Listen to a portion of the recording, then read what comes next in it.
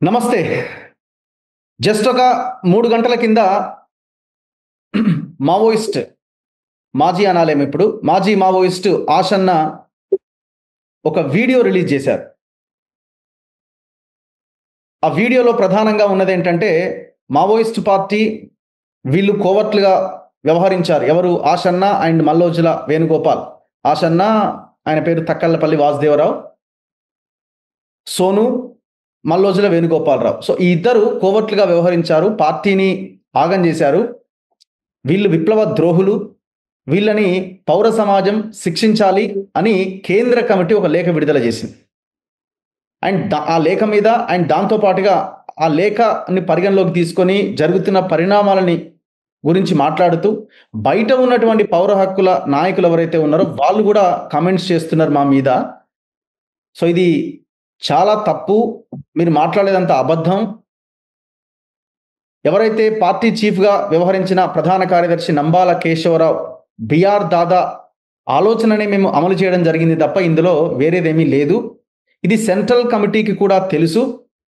అన్నీ తెలిసి ఇప్పుడు మా మీద విషం చిమ్మే ప్రయత్నం చేస్తున్నారు అని ఆయన ఆ 32 నిమిషాల వీడియోలో చాలా స్పష్టంగా చెప్పడం జరిగింది.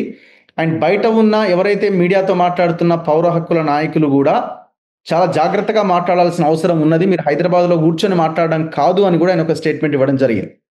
దీని మీద మనం మాట్లాడదాం.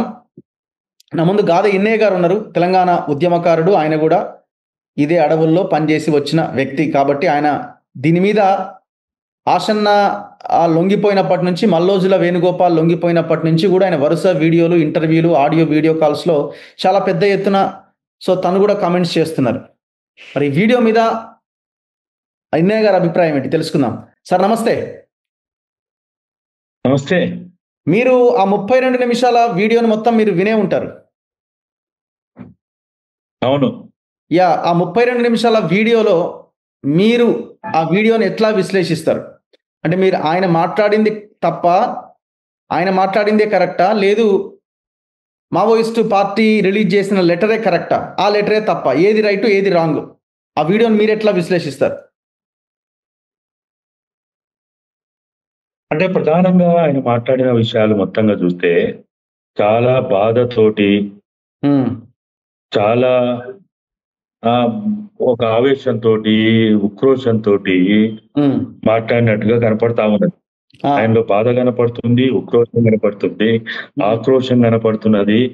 ఇవన్నీ మనకి ఆ మొత్తంగా 32 నిమిషాల పరంపర ఏదైతే పార్టీ మీద మాట్లాడినా, తన గురించి తను మాట్లాడుకున్నా, లేకపోతే బయట ఉన్నటువంటి మీరు చెప్పినట్టు హైదరాబాద్‌లో ఇళ్ళల్లో కూర్చొని, ఫ్యాన్ల కింద కూర్చొని సంసారాలు చేసుకుంటూ మాట్లాడే వాళ్ళని ఏదైతే అర్థంలో ఆయన మాట్లాడిండో, ఇది ఇప్పుడు ఈ బాధ, ఈ ఉక్రోషము, ఈ ఆక్రోషం కాదు ఇప్పుడు కావాల్సింది. ఇప్పుడు కావాల్సింది మీరు ఈ పశ్చాత్తాపం కనపడాలి. ఎప్పుడు కూడా ఎవరమైనా ఏదైనా 30, 40 సంవత్సరాల సుదీర్ఘ కాల 20,000 నుంచి 30,000 మంది రక్తతర్పణ కావడానికి కారకులైనటువంటి మావోయిస్టు పార్టీలో కీలక బాధ్యతల్లో ఉండి, ఈరోజు ఏదైతే మీరు తీసుకున్న నిర్ణయం ఏదైతే ఉందో, దానికి మీ పశ్చాత్తాపం ఏంటిదసలు? మీరు ఏమనుకుంటున్నారు మీరసలు? ఈ పశ్చాత్తాపం లేకుండా గతానికి సంబంధించినటువంటి ఒక పూర్తి స్థాయి వివరణ లేకుండా, లేకపోతే పూర్తి స్థాయిలో ప్రజల ఆమోదం రాకుండా మీకు వాళ్ళే మేము నిర్ణయించుకున్నాం. ఆ రోజేమో ఎగరండి, దూకండి, ఎర్ర జెండాలు పట్టుకోండి, త్యాగాలకు సిద్ధంగా అండి, జనకర జనారా అని, లేకపోతే వచ్చే విప్లవం అట్లా ఇట్లా అని మాట్లాడి, ఇవ్వాలేమో మీరు నిర్ణయం తీసుకుంటే, మీరేదో ఒక అభిప్రాయానికి వస్తే అందరు బోలో బోలో అని మీ అంటారమ్మంటే ఎట్లా? మీరు ఎందుకు నిర్ణయం తీసుకుంటున్నారు? ఆయన అన్న దాంట్లో మీరు అంటున్నారు పశ్చాత్తాపం కనబడలేదని మీరు అంటున్నారు. ఆయన అన్న దాంట్లో మెయిన్ పాయింట్ ఏంటి? ఈ నిర్ణయం ఎందుకు తీసుకోవాల్సి వచ్చింది అని అంటే, విధి లేక తప్పని పరిస్థితుల్లో సిచ్యువేషన్స్ ఆ రకంగా ఆ పరిస్థితిని క్రియేట్ చేసినాయి. సో ఇప్పుడు ఏం చేయాలా? బయట ఉన్న వాళ్ళు మేము చచ్చిపోతే మీరు మాకు స్వాగతం పలికి మమ్మల్ని హీరోలుగా చూస్తూ మాకు ఎర్ర జెండాల స్వాగతం పలుకుతా ఉంటే మేము చచ్చిపోవాలా? అనేది ఆయన స్టేట్మెంట్. ఈ సిచ్యువేషన్ తప్పదు, ఇంకా ఇంతకు మించిన మనం ఏం చేయగలుగుతాం ఇంకా అడుగు ముందుకేసి అన్నది కదా ఆయన చెప్తున్న పాయింట్. ఇప్పుడు ఇవన్నీ కూడా ఎర్రజెండా పట్టుకొని ఆ శివాల స్వాధీన కమిటీ అనో, అమరుల బంధుమిత్రుల కమిటీలను, లేకపోతే రాజ్యం ఇచ్చిన హక్కులను ఆధారం చేసుకొని మీరు ఫైట్ చేయండి, మీరు ఎంక్వైరీ చేయండి, ఫ్యాక్ట్ ఫైండింగ్లు పోండి, మీరు ఇది చేయండి అది చేయండి అని పురిగొల్పింది ఎవరు? ఉసిగొల్పింది ఎవరు? హెచ్చరికలు చేసింది ఎవరు? మీరు సంఘాలు పెట్టుకొని ఇంట్లో అంటారా? మీ హక్కుల సంఘాలు ఏం చేస్తున్నాయి? మీ విద్యార్థి సంఘాలు ఏం చేస్తున్నాయి? మీ యువజన సంఘాలు ఏం చేస్తున్నాయి? మీ జర్నలిస్ట్ సంఘాలు ఏం చేస్తున్నాయి? మీ డాక్టర్ల సంఘాలు ఏం చేస్తున్నాయి? మీ కుల సంఘాలు ఏం చేస్తున్నాయి? మీ హక్కుల కోసం కొట్లాడరా? పోరాటం చేయరా? ఉద్యమాలు చేయరా? రాజ్యాన్ని ప్రశ్నించరా అని అన్నది ఎవరు? వీళ్ళు కాదా? మరి ఆ రోజు ఎక్కడ పోయింది? ఇలా ఘనంగా అమరులను తీసుకొచ్చుకొని మన కీర్తించుకుంటూ ఘన నివాళులు చేసుకుంటూ ఎర్ర జెండాలు కప్పుకుంటూ సావుకి ఇలా వీళ్ళు చెప్తున్నారు కదా, బయట ఉన్న ఎంతమంది చనిపోలే? రామనాథం గారి యొక్క అమరత్వం అడవుల్లో ఉండి చనిపోతేనే అది అమరత్వమా? డాక్టర్ రామనాథం అమరత్వం కాదా? డాక్టర్ ఆమ్ని నారాయణ అమరత్వం కాదా? ఏపీసీఎల్సీ నాయకుడు పురుషోత్తం అమరత్వం కాదా? తెలంగాణ ఉద్యమంలో ఎంతో మంది అమరులైండ్రు, వాళ్ళ అమరుడు కాదా? వాళ్ళ అమరత్వం కాదా? అంటే అడవిలో ఉండి ఆయుధం పట్టుకొని చనిపోతేనే అది మాత్రమే అమరత్వమా? అదొక్కటి కాదు కదా. వాళ్ళ పోరాటానికి, ఉద్యమానికి, త్యాగానికి అన్నం పెట్టే వాళ్ళు కూడా చంపబడ్డారు. షెల్టర్ ఇచ్చిన వాళ్ళు కూడా చంపబడ్డారు. ఇప్పుడు ఆయన అన్న దాంట్లో ఒకటి నేను చెప్పిన ఇంతకుముందు, రెండోది మేము అన్నీ కూడా చేసినామని అన్నారు. ప్రతి విషయం సెంట్రల్ కమిటీకి తెలుసు. నంబాల కేశవరావు, బిఆర్ దాదా ఆలోచన కూడా ఇదే. ఆయన ఆల్రెడీ సెంట్రల్ కమిటీకి ఆయన రాసిన లేఖ సెంట్రల్ కమిటీ చదివింది, దాని మీద మాట్లాడారు. ఆ లేఖ అందరికీ చేరకుండా చేశారు. ఫస్ట్ ఆ లెటర్ని బయట పెట్టండి. ఆయన ఆలోచనమే అమలు చేసినాం. అంతకుమించి ఇక్కడ ఏముంది? ఆయన ఆలోచన కాకుండా ఒకవేళ ఆయన ఆలోచన చేయకుండా మేము ఏమైనా ముందుకు వెళ్ళామా? మరి దీనికి ఏం ఆన్సర్ ఉన్నది? ఇప్పుడు ఆ పార్టీలో అంతర్గత విషయాలు మాకు బయటికి తెలియదు. మేము అంతర్గత విషయాలను తెలుసుకోవాలని కూడా, దాన్ని విశ్లేషించాలని కూడా మేము అనుకుంటలేము. మాకు తెలిసిందల్లా ఈ 60 సంవత్సరాల అపూర్వమైనటువంటి దేశ విముక్తి, పీడిత ప్రజల విముక్తి, సమాజంలో వర్గాలు లేనటువంటి ఒక సమాజం కోసం ఏదైతే అనన్య త్యాగాలు చేసిందో ఆ త్యాగాలను అవమానపరచొద్దంటున్నాం. ఆ అమరవీరులు అవమానపరచొద్దంటున్నాం. వీరు లోపల మీరు బిఆర్ దాదా ఏం చెప్పిండు, కోస్ దాదా ఏం చెప్పిండు, ఇంకో దాదా ఏం చెప్పిండు, అదంతా మీరు లోపల మాట్లాడుకోండి. మీ లోపల అంతర్గత విషయాలని మీరు అందరూ వచ్చి మీరు బయట పెట్టి మాట్లాడితే అది ఓకే, మేము కూడా దాంట్లో పాలు పంచుకుంటాం. మా మా మా మా జీవితాలు కూడా దాంట్లో పెనవేసుకొని ఉన్నాయి. దాంట్లో మా త్యాగాలు ఉన్నాయి. మావోయిస్ట్ పార్టీ, పీపుల్స్ వార్ ఉద్యమం ఈ రోజు ఈ స్థాయిలో ఉండడానికి, ఈ స్థాయిలో భారతదేశంలో ఈ పేరు ప్రఖ్యాతులుగా రావడానికి, వీళ్ళకి ఇన్ని అవార్డు రావడానికి ఈ ఒక్కరు కారణం కాదు, లక్షలాది మంది కారణం, లక్షలాది మంది త్యాగం దీంట్లో ఉన్నది. కాబట్టి బిఆర్ దాదా ఇప్పుడు ఆయనే చెప్తా ఉన్నాడు. బిఆర్ దాదా ఏం చెప్తున్నాడు?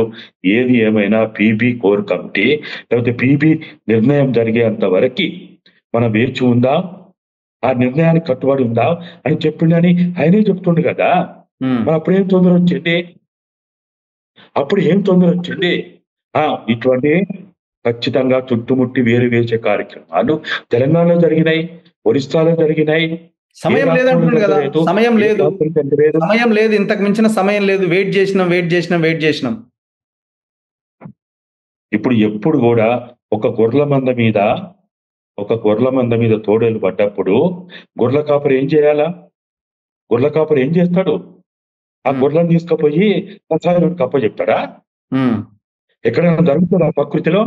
ఓకే, ఒక నదిలో, ఒక సముద్రంలో, ఒక చెరువులో అలజడి పుడితే చేపలు ఒడ్డుకు చేరుతాయా?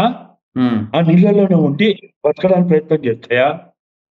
ఓకే. ప్రకృతి ధర్మం ప్రకృతి ధర్మం ఏం చెప్తుంది? ఉమ్, ప్రకృతిలో దీనికి మార్క్స్ అవసరం లేదు, లెనిన్ అవసరం లేదు, మావో అవసరం లేదు, అంబేద్కర్ అవసరం లేదు, పూలే అవసరం లేదు. ప్రకృతిలో అనేక సిద్ధాంతాలు ఉన్నాయి. ప్రకృతి సిద్ధాంతాలు మనకు తెలియదా? ప్రకృతిలో స్పార్టకస్ కాలం నుంచి ఇటువంటివి జరిగినాయి. ఇవాళ మావోయిస్ట్ పార్టీ సాయుధ పోరాటం చేసిందా? పీపుల్స్ వారే సాయుధ పోరాటం చేసిందా? ఇదే ఇదే తక్కలపల్లి వాసుదేవరావు, ఆసన్న, రూపేష్, సతీష్ ఉన్నటువంటి ఆ భూస్మడిలో 1905లోనే 1910లోనే ఉండగారు నాయకత్వంలో జల్ దంగల్ జమీన్ ఉద్యమం నడిచింది. అబూస్ మాడుకో బస్తర్కో ఉద్యమ పోరాటం కొత్తది కాదు. మావోయిస్ట్ పార్టీ పోయి నేర్పలే, మేము పీపుల్స్ పార్టీ పోయి నేర్పలే. ఎప్పటి నుంచో జరిగినాయి, ఎప్పటి నుంచో ఉద్యమాలు ఉన్నాయి. బిర్సా ముండా నుంచి ఉన్నాయి, తిల్కమాంతి నుంచి ఉన్నాయి. పోరాటాలు ఇప్పుడే ప్రారంభమైనయా? వీళ్ళతోనే ప్రారంభమైనయా? ఇప్పుడు కాదు ఇప్పుడు ఆయన మనం ఏమంటారు, ఎందుకంటే ఈ పోరాటాలు లోపల జరిగిన ప్రారంభమైనాయి. లోపల జరిగిన విషయాల్లో దేవుజీని కూడా నేను కలిసి ఈ విషయం చెప్పి నేను ఏమైనా తప్పు చేశానని కూడా అడిగినా, లేదు ఇది కరెక్టే, మీరేం తప్పు చేయలేదు, ఇది పద్ధతిగా జరుగుతున్నదే, ప్రణాళికగా జరుగుతున్నదే అని కూడా ఆయన కూడా ఒప్పుకున్నాడు అని కూడా మాట్లాడుతున్నాడు కదా. అంటే ఫస్ట్ మీరు అందరూ ఒప్పుకొని మా మీద బురద జల్లే ప్రయత్నం చేస్తున్నారు అన్నది ఆయన పాయింట్అవుట్ చేస్తున్నట్టు కనబడుతున్నది. ఆయన బాధ మాకు అర్థమవుతున్నది. అందుకనే ఆయన బాధ, ఆయన ఉక్రోషము, ఆయన ఆక్రోశము, దాంట్లో కొన్ని బెదిరింపులు ఇవన్నీ కలగలిపే ఆ వీడియో ఉన్నది. అయితే నేనేమంటున్నా అంటే ఇదంతా కూడా ఆయనే చెప్తా ఉన్నాడు. ఇది పీబీలో చర్చించి నిర్ణయం చేద్దాం, పీబీ కోర్లో నిర్ణయం చేద్దాం, సిసిలో నిర్ణయం చేద్దాం అని మా బిఆర్ దాదా చెప్పిండని, లేకపోతే కోస్ దాదా చెప్పిండని, లేకపోతే ఇంకో దాదా చెప్పిండని. అరే మీ దాదాల పంచాయతీ అక్కడ తెలుసుకోండి. మీ దాదాల పంచాయతీ ఇవాళ ఆదివాసీలని అనాథాలు చేసిన వీళ్ళు కొన్ని వేల లక్షల మందిని, వాళ్ళ కుటుంబాలని అనన్య త్యాగాలు చేసి వాళ్ళ బిడ్డలని ఉద్యమానికి, విప్లవానికి అంకితం చేసిన ఆదివాసీలని అనాథాలు చేస్తామా? ఇవాళ ఎవరి రక్షణ? వాళ్ళకి ఎవరి రక్షణ? వాళ్ళు ఎవరు కాపాడాలి? ఇవాళ పెద్ద పెద్ద కంపెనీలు వచ్చి కొబ్బరికాయలు కొడుతున్నారు అక్కడ, ప్రారంభోత్సవాలు చేస్తున్నారు అక్కడ. ఎవరు కాపాడాలి? మీకోసము మిమ్మల్ని కాపాడడం కోసము ఎన్ని వేల మంది చనిపోయారు, ఎన్ని వేల మంది జైల్లో పోయింటో, ఎన్ని వేల మంది వాళ్ళ జీవితాలని మీకోసం అర్పించేంటో. ఇవన్నీ లెక్కలకు రావా? ఈ పరిగణలోకి రావా? మేము అడుగుతున్నది ఒకటే, ఇప్పుడు అక్కడ ఉందా? అన్ని ఇప్పుడు లొంగిపోవడము, లేకపోతే ఇంకోటి సరే, మిగతా విషయాలన్నీ పరిణామాలన్నీ పక్కన పెడితే, కోవట్లు వీళ్ళు అని పార్టీ కానీ బయట ఉన్న వ్యక్తులు కానీ ముద్ర వేయడం ఎంతవరకు కరెక్ట్ అని అడుగుతున్నారు ఆయన. కోవట్లను ఎట్లా బయట ఎవరు కోవట్లు అంటలేరు, బయట ఎవరు వాళ్ళు ఇంకేదో చేసినట్టు. అందరి బాధ ఒక్కటే, వీళ్ళు బయటికి రావడం మీద కూడా ఎవ్వరికి అభ్యంతరాలు లేవు. కానీ బయటికి వచ్చిన విధానం, ఆ విధానం ఏదైతే ఉందో, ఇప్పుడు భార్యాభర్తలు సంసారం చేయాలి, వాళ్ళిద్దరు భార్యాభర్తలే కదా అని నేను రోడ్డు మీద సంసారం చేస్తా అంటే ఒప్పుకుంటారా? సమాజానికి మెచ్చుతుందా? సమాజం నచ్చుతుందా? అరే మేము భార్యాభర్తలం, మేము రోడ్డు మీద సంసారం చేస్తామంటే చూస్తూ నవ్వుతారు. ఇప్పుడు ఇక్కడ జరిగిందల్లా ఏంటంటే మేమందరం కూడా వచ్చినాం. రావడము పోవడం అనేది ప్రజాస్వామ్యబద్ధంగా ఉండాలి. వాళ్ళు రావడాన్ని ఎవ్వరు వ్యతిరేకిస్తలేరు, ఎవ్వరు తప్పుపడతలేరు. అది కోవట్లు అంటారా, లేకపోతే ఇంకోటి ఇన్ఫార్మల్ అంటారా, వాళ్ళ వల్ల ఏం జరిగిందని కూడా మేము మాట్లాడతలేము. మేము మాట్లాడేదల్లా ఒక్కటే, ఇటువంటి ఉద్యమాల్లో, పోరాటాల్లో ఇటువంటి ఆటుపోట్లు ఉంటాయి. గాలివాటానికి సైకిల్ తొక్కడం చాలా తేలికే. గాలివాటానికి ఎవడైనా సైకిల్ తొక్కడు. కానీ గాలివాటానికి కాకుండా గాలి లేనప్పుడు, ఎదురు గాలి వచ్చినప్పుడు ఎదురు గాలికి సైకిల్ తొక్కడమే గొప్ప ఎదురుగాలికి సైకిల్. అది కూడా ఆయన మాట్లాడారు వాళ్ళ వీడియోలో. మా చిత్తశుద్ధి ఏందో, మా పోరాటం ఏందో పార్టీలో ఉన్న ప్రతి మెంబర్కి తెలుసు. మేము ఎంత నిబద్ధతతో ఇన్ని సంవత్సరాలుగా దశాబ్దాలుగా పనిచేసినామని అన్నది. మీరు అన్నట్టు ఆయన గాలికి ఎదురొడ్డి సైకిల్ తొక్కిన వాళ్ళలో ఉన్న వాళ్ళే కదా వీళ్ళంతా. మేమేం కాదంటలేము, కానీ ఈరోజు ఎక్కడుండి మాట్లాడుతున్నావు? ఉమ్, ఈరోజు ఎక్కడుండి మాట్లాడుతున్నావు? అక్కడ కూర్చొని ఆ ఆ జగదల్పూర్లో వాళ్ళ తిండి తినుకుంటూ వాళ్ళ ఆశ్రయంలో ఉండి వాళ్ళ షెల్టర్లో ఉండి ఉండాల్సిన పరిస్థితి. నిజంగా తక్కలపల్లి వాసుదేవరావు అంటే నాకు అపారమైన గౌరవం. నాకు తెలుసు ఆయన ఏందో తెలుసు, ఆయన కమిట్మెంట్ తెలుసు, అన్నీ తెలుసు. కానీ ఈరోజు ఆయన ఆ దీన స్థితిలో ఉండడం మాకు నచ్చలేదు. ఉమ్, అట్లా ఉండాల్సిన పరిస్థితి ఎందుకు వచ్చింది? ఒక పంజరంలో చిలుకలాగా ఉండాల్సిన పరిస్థితి ఎందుకు వచ్చింది? నువ్వొక పుట్టల పామువి. అటువంటి పుట్టల పాము ఇలా పుట్టల పాము ఎందుకైనావు? కావాల్సిన అవసరం ఏంటిది? నిన్ను కాపాడలేదా? ప్రజలు కాపాడలేదా? కంటికి రెప్పలు కాపాడలేదా? అనేక సార్లు నీ మీద దాడులు చేస్తే వాళ్ళ ప్రాణాలు ఒట్టి నిన్ను కాపాడుకోలేదా? ఇప్పుడు కాపాడుకోరా? అయినా పరిస్థితులు బాగలేవు అంటున్నావు. మేము కూడా ఒప్పుకుంటాం, మేము కూడా దాన్ని అంగీకరిస్తాం. దానికి అనేక మార్గాలు ఉంటాయి, అనేక పద్ధతులు ఉంటాయి. చరిత్రలో అనేక పద్ధతులు. చరిత్ర నేను పదే ఒకటే చెప్తున్నా. చరిత్ర మావోయిస్ట్ పార్టీ తోటి ప్రారంభం కాలే. విప్లవాలకి పోరాటాలకి మావోయిస్ట్ పార్టీ ఒక్కటే కాదు. అనేక రకాల చరిత్రలు ఉన్నాయి, అనేక రకాల అనుభవాలు ఉన్నాయి. అనుభవాలను తీసుకోవాలి. అనుభవాలు లేవా? ఆ అనుభవాలను తీసుకొని ఇప్పుడు అయినా బయటకు వచ్చిండు రా. ఇప్పుడు నువ్వు అక్కడ ఉండి బుద్ధిజీవులు రాండి, పౌరక్కులు రాండి అని అంటే ఆ ఛత్తీస్గఢ్, ఆ జగదల్పూర్ నువ్వు వాళ్ళ పర్మిషన్ తీసుకొని, నేను వాళ్ళ పర్మిషన్ తీసుకుంటా, నేను వాళ్ళ అనుమతి తీసుకుంటా, మీరు రాండి అని అంటే ఇక్కడ నుంచి లెటర్లు వస్తున్నాయి కదా, పార్టీ నుంచి లెటర్లు వస్తున్నాయి కదా, వీళ్ళు విప్లవ ద్రోహులు, వీళ్ళని శిక్షించాలి, యాక్షన్ టీంలు రంగంలోకి దిగినాయి అనే వార్తలు ఇవన్నీ ఇప్పుడు వాళ్ళు కూడా ఆలోచించుకుంటారు కదా, మరి జనజీవన స్రవంతిలోకి వస్తే ఎట్లుంటుందో సిచ్యువేషన్ అని. అందుకే మిమ్మల్ని చెప్తున్నా, నేను మీకు హామీ ఇస్తున్నా, మన తొలి వేదిక ద్వారా నేను హామీ ఇస్తున్నా, ఆయన ప్రాణానికి నా ప్రాణం వడ్డిస్తా. మా ఇంటికి రమ్మను. ఆయన ప్రాణానికి ప్రాణం కాదు, ఆయన మీద ఎంటిక వాళ్ళకుండా మేము కాపాడుకుంటాం. నాకు ఆ దమ్ము ధైర్యం ఉంది. ప్రజలు కాపాడుకుంటారు. తెలంగాణ ఆయనను ఎంతో కాపాడుకుంటది. కానీ ఇప్పటికీ అక్కడ కూర్చొని మీరు రాండి, మీరు చర్చలకు రాండి, నేను అనుమతులు తీసుకుంటా, నేను పర్మిషన్ తీసుకుంటా, అసలు ఇటువంటి మాటలు వాసన నోటితోటి మా తెలంగాణ ముద్దు బిడ్డగా విప్లవ వీర యోధనిగా పెరిగిన ఆశన్న నోట్లొచ్చి ఈ మాటలు వింటా అని నేను మాత్రం అనుకోలే. ఒక గొప్పగా చూసుకున్నాం మేము ఆయనని, ఒక గొప్ప వ్యక్తిగా చూసుకున్నాం, పోరాట యోధునిగా చూసుకున్నాం. అరే నేను ఇప్పుడు చెప్తున్నా కదా, నీ ప్రాణానికి మా ప్రాణం అడ్డిస్తాం. నువ్వు రా, మా ఇంటికి రా, మా ఊరు తెలుసు కదా, నేను తెలుసు కదా, రా. లేకపోతే నువ్వు ఎక్కడ చెప్పు, అక్కడికి వచ్చి తీసుకొచ్చుకుంటాం. అట్లా కాకుండా అక్కడ కూర్చొని ఇవన్నీ ఎందుకు? ఇప్పుడు ఆయన తన మీద చేసిన ఆరోపణల మీద రెస్పాండ్ అయ్యింది. ఇప్పుడు పార్టీ మీద ఎక్కడ విమర్శలు చేయలేదు కదా. మీరు అంటున్నది అక్కడి నుంచి వచ్చేయమని, అంటే ఇప్పుడు ఇంట్రాగేషన్ లో ఉన్నారేమో, మేబీ వస్తారేమో. మరి నేను అదే అంటున్నారా, నువ్వు ఎప్పుడైతే నీకు ఇంట్రాగేషన్ అయిపోతుందో, నీ పనులు అయిపోతాయో, పార్టీ ప్రకారం పార్టీ వాళ్ళ ప్రకటన ఏదో చేసిండు. ఉన్నాం కదా ఇక్కడ అనేక మంది బుద్ధిజీవులు ఉన్నారు, ప్రజాస్వామ్యవాదులు ఉన్నారు, ఆ విప్లవ అభిమానులు ఉన్నారు.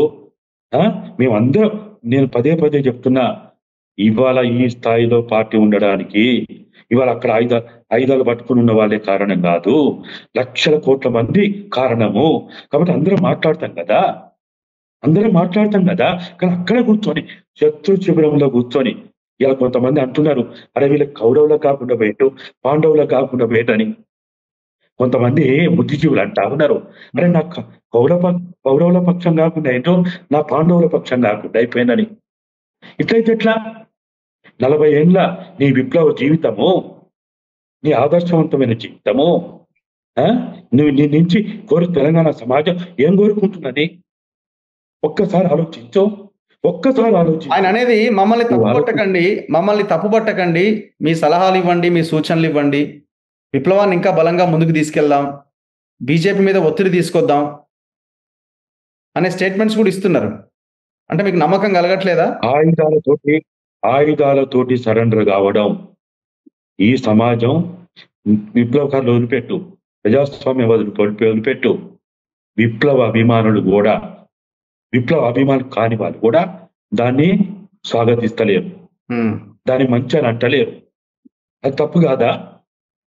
ఈయన కాదు, ఇదే మల్లోజుల వేణుగోపాల్ అన్నాడు, ఇదే తక్కలపల్లి వాసుదేవరావు అన్నాడు, ఇప్పుడు ఇదే చాలా మంది సరే మేము కూడా అన్నాం ఆ రోజు. కాబట్టి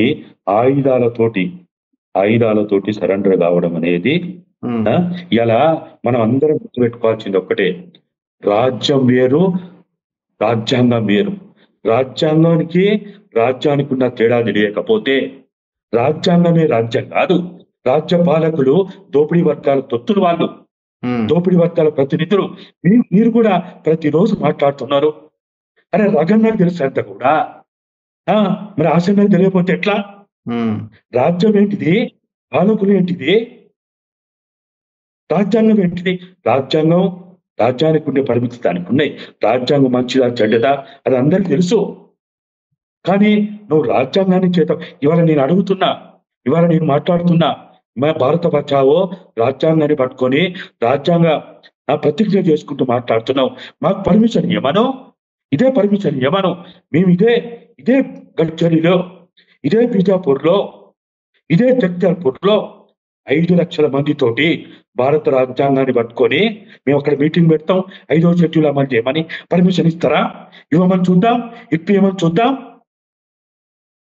భారత రాజ్యాంగాన్ని పట్టుకొని 5 లక్షల మంది చేతుల్లో భారత రాజ్యాంగాన్ని పెట్టి అక్కడికి తీసుకొస్తాం, జగదల్పూర్ తీసుకొస్తాం, బీజాపూర్ తీసుకొస్తాం, కాంకేర్ తీసుకొస్తాం. ఒక విషయంలో క్లారిటీ రావాలి. సరే, మీరు వాళ్ళ ఇంటర్నల్ విషయాలను మీరు అనొచ్చు, సరే మీరు బయట ఉన్నారు, లోపల జరిగే విషయాలు మీకు తెలియకపోవచ్చు, కానీ ఆయన ఏవైతే పాయింట్స్ మెన్షన్ చేశారో, ఇది బిఆర్ దాదాకు ముందే తెలుసని, దేవ్జీని నేను కలిసినా అని, ఆయనకు విషయం చెప్పినా అని, ఆయన ఒప్పుకున్నాడని, పోలిట్ బ్యూరో అండ్ సీసీకి కూడా ఈ బిఆర్ దాదా ఇచ్చిన లెటర్ వెళ్ళిందని, వాళ్ళు సమీక్ష చేసిరని, ఇవన్నీ తెలిసినాయి. కాబట్టి మరి మావోయిస్టు పార్టీ కూడా వీళ్ళు ఎట్లాగో బయటికి వెళ్ళారని చెప్పి ఏమైనా వీళ్ళ మీద బురద జల్లే ప్రయత్నం ఏమైనా చేస్తున్నదా? యాంగిల్ అనుకోవడానికి వీల్లేదా? అంటే ప్రధానంగా ఇప్పుడు మొన్న వచ్చినటువంటి ఏదైతే కేంద్ర కమిటీ లెటరు, వీళ్ళు విప్లవానికి ద్రోహం చేసిన మొత్తంలో ఆయుధాలతోటి పోవడం అనేది తప్పనేది వాళ్ళు ఒకటి నెంబర్ 1. నెంబర్ 2, మీరు ఏదున్నా ప్రజాస్వామ్యబద్ధంగా, కేంద్రీకృత ప్రజాస్వామ్య పద్ధతిలో అంతర్గత చర్చలు చేసి మీరు అనుకున్న అభిప్రాయాలని వ్యక్తీకరించి చర్చించి అవి చేసి ఉంటే మీరు ఆ లెటర్లో 1-2 పేరాల్లో మొత్తం అదే ఉంది. దాని తర్వాతనే వీళ్ళు తీసుకున్న ఏదైతే జరిగిన మొత్తం ఆ ప్రక్రియ మీద ప్రజలు బాధపడుతున్నారు, విప్లవ శ్రేణులు బాధపడుతున్నాయి. మేము అందరూ బాధపడమే కాదు, ఆచరణకు బాధ లేదా? ఈ విధంగా జరగడము ఆచరణ కూడా ఆయనకు కూడా బాధ ఉంటది, పైకి చెప్పకపోవచ్చు. ఆయన ఖచ్చితంగా రేపు ఆ పంజరంలోంచి బయటకు వచ్చిన తర్వాత, ఆ నిర్బంధ ఆ జైలు లాంటి ఆ గూడు నుంచి బయటకు వచ్చిన తర్వాత ఖచ్చితంగా ఆయన కూడా ఆలోచిస్తాడు. ఆయన ప్రజలు చెప్తారు, విప్లవ శ్రేణులు చెప్తారు, ఆయన అభిమానులు చెప్తారు. అప్పుడు ఖచ్చితంగా ఆయన కూడా, ఇప్పుడు ఆయన అక్కడ పోయిన తర్వాత ఇక్కడ కూడా హైదరాబాద్ లో ఆయన దగ్గర మిత్రుడు చందరు, ఆయన కూడా సరెండర్ అయ్యిండు. ఆయనకంటే సీనియర్ వికాస్ వెంకటి, ఇదే వరంగల్ వాసి, ఆయన కూడా సరెండర్ అయ్యిండు. ఆయన మీద రాలేదే, చాలా మంది అవుతున్నారు. వచ్చినాయా? సరెండర్లు కావడం అనేది అది విప్లవ విద్రోహం అనేది ఎవరు ఎందుకంటారు? చాలా మంది అంటారు. ప్రజలు చెందరు, ఆయన పోయి అక్కడ అయిన తర్వాత మొన్న మా ఇంటికి వచ్చిండు, నాకు పరిచయం కాబట్టి, నేను రాజకీయాలు నాతో సన్నిహిత్యం ఉంది కాబట్టి అని నేను అందుకని అంటున్నా, నీకు కూడా నాతో సన్నిహిత్యం ఉంది. మనము ఎంతో కొంత భావజాలంగా పనిచేస్తాం. పార్టీ సరే శిక్ష ఇస్తానదో నువ్వు చెప్పుకో. నువ్వు కూడా అంటున్నావు కదా, మేము మారలేదు, మేము తప్పు చేయడం లేదు అని అంటున్నావు కదా. వాళ్ళు పిలిస్తేనే పోతా అంటున్నప్పుడు మా దగ్గర రావడం బాధ ఏంది? వాళ్ళు పిలిస్తేనే పోతా అంటున్నారు కదా ఆ వీడియోలో. ఆ, వాళ్ళు శిక్ష వేస్తా అనే వారి దగ్గరికే పోతా అంటున్నప్పుడు మా లాంటి వాళ్ళ దగ్గరికి వస్తే ఆయనకు వచ్చే బాధ ఏంటిది? వస్తాడా? కాబట్టి నేను మీ ద్వారా చెప్పేది ఒక్కటే, ఇవన్నీ కూడా మీరు అంతర్గతంగా మాట్లాడుకోవాలి. మీ స్థాయి మీరు చాలా పెద్ద స్థాయి, మా స్థాయి అది కాదు. మేము బయట ఉన్నోళ్ళం. ఉమ్, మేమేదో విప్లవ అభిమానులుగా ఉమ్, సమాజం రావాలని, వర్గాలు పోవాలని, దోపిడీ పోవాలని, అసమానతలు పోవాలని కోరుకునేటువంటి మామూలు పౌరులం మేము. మమ్మల్ని మమ్మల్ని మా మీద మాట్లాడితే ఎట్లా? పౌరకుల మీద మాట్లాడితే ఎట్లా? ఉమ్. అంటే మీరు సమాంతరంగా మీరు వాళ్ళ తానా అంటే తందానా అంటున్నారట మీరు. తానా మేము అంటే ఎప్పుడు తందానా అన్నాం, అంటున్నారట. ఆ, ఏ అది అది అది బుద్ధి లేని మాటలు అవి. ఎందుకంటాం? ఇప్పుడు మేము మేమేం జరుగుతున్న అనేక విషయాల మీద మా మా మా విచక్షణ కొద్దీ, మా పద్ధతుల కొద్దీ, మా మార్గాల కొద్దీ, మా స్థాయిని బట్టి మేము కూడా మంచి చెడు చెప్తూనే ఉంటాం. ఎందుకు చెప్పాం అనుకుంటారు? ఈయన తెలియదా ఎంతమంది బయటోళ్ళు, సంఘాల్లో ఉన్నోళ్ళు ఎన్ని విమర్శలు పెట్టలే పార్టీ మీద? ఇదే ఈయన తెలియదా? ఓకే. వేణుగోపాల్ తెలియదా? అరే డాక్యుమెంట్ రాసిండు, బయట ఉన్న సంఘాల వాళ్ళు డాక్యుమెంట్ రాసిండు, మంచి అన్నారు, చెడు అన్నారు. ఉమ్, ఎందుకు అట్లా అంటారు? ఆనాటి తందానాడి అట్లా బ్రాండ్ వేస్తే నాకైతే చాలా బాధ అనిపించింది. వాళ్ళ శవాలను తెచ్చుకొని శవాల దగ్గర ఎర్ర జెండాలు పెట్టి ఆ మీరు చేయడమేనా ఈ పని అంటే ఎంత అవమానపరిచినట్టు. మీ అమరత్వాన్ని అవమానపరచొద్దు. మీది గొప్ప అమరత్వం, ఉమ్, మీ త్యాగం గొప్పది. ఆ గొప్ప త్యాగాన్ని మీ మీద ఎర్ర జెండాలు పెట్టి, బయట వాళ్ళు ఎవరే ఎర్ర జెండాలు పెట్టి వాళ్ళ కోసం చేస్తున్నారంటే, వాసన్న ఇదేనా నీ మాటలు? ఇదేనా 30 ఏళ్ళు నువ్వు నేర్చుకున్నది? నీ అమరత్వాన్ని, నీ త్యాగాన్ని, నీ సహచరుల త్యాగాన్ని నువ్వు ఇట్లా తక్కువ చేస్తే నువ్వు రేపు ఉద్యమం చేస్తావు, పోరాటం చేస్తావు. నిన్ను కూడా రాజ్యం ఏదో ఒక రోజు నిన్ను చంపుతుంది. మరి చంపినప్పుడు నీ దగ్గరకు వచ్చి మేము ఎర్ర జెండా కప్పొద్దా? మేము బతుకుంటే నువ్వు ఉద్యమంలో చనిపోతే, పోరాటంలో చనిపోతే, నువ్వు చెప్పినట్టుగా నువ్వు ఈ మనవాద బీజేపీ వ్యతిరేక పోరాటం చేస్తే, నువ్వు చచ్చిపోతే, నువ్వు చంపబడితే మేము వచ్చి ఎర్ర జెండా కప్పొద్దా? జోహార్లు చెప్పొద్దా? మరి అప్పుడు కూడా ఇట్లనే మాట్లాడతావా? ఇది మంచిది కాదు. రైట్. నాకైతే అది విన్న తర్వాత చాలా బాధ అనిపించింది. ఆ 32 పేజీ 10 నిమిషాల వీడియో చూసిన తర్వాత ఎందుకు ఈయన ఇట్లా అవుతాడు? చాలా మంది పోరుగల్లు ఈయన ఇట్లయిందంటే గుండెలు వచ్చేలాగున ఏడుస్తున్నారు. అది ఆయనకు తెలియదు. నువ్వు సతీష్వో, నువ్వు రూపేష్వో మాకు తెలియదు. ఆ రూపేష్ గా సతీష్ గా ఏం చేస్తావు మాకు తెలియదు. ఆసన్నగా తెలంగాణలో నువ్వు పోషించిన పాత్ర మా అందరికి తెలుసు. రైట్. నువ్వు అది ఎందుకు సరిపడుకుంటున్నావు? థ్యాంక్ యూ ఇన్నయ్య గారు, థ్యాంక్ యూ వెరీ మచ్. చూద్దాం మరి నెక్స్ట్ ఎవరు ఎట్లా. ఇప్పుడు మల్లోజుల అయితే ఇంకా ఆయన ఏం మాట్లాడతలేనట్టు, ఆయన సైలెంట్ గానే ఉన్నాడు. ఆయన దగ్గర నుంచి అయితే నో రెస్పాన్స్. చూడాలి. Thank you. ఆయన చేయాల్సినవి చేస్తుండే, ఇంకేం మాట్లాడుతాడు? ఇప్పుడు ఆయన మేము ఇద్దరం కలుసుకోలేదు ఎప్పుడు అంటుండు కదా. 2 times కలిసినాం మేము, అది కూడా చాలా తప్పుగా మాట్లాడుతున్నారని. 2 సార్లే కలుసుకున్నాము. మాకు అదే బాధ. ఈయన పులి మీద కూర్చొని సారీ చేస్తాడు. అది అర్థమైతలేదు మా వాసన్నకి, మా ఆశన్నకి. పులి మీద కూర్చొని సారీ చేస్తాడు. ఆ పులిది ఎక్కడికి తీసుకపోతుంది, ఏం చేస్తుంది? ప్రకృతిలో చాలా ఉదాహరణలు ఉన్నాయి. రైట్. థ్యాంక్ యూ అన్న, thank you very much. Thank you. చూస్తూనే ఉండండి మన తొలి వెలుగు.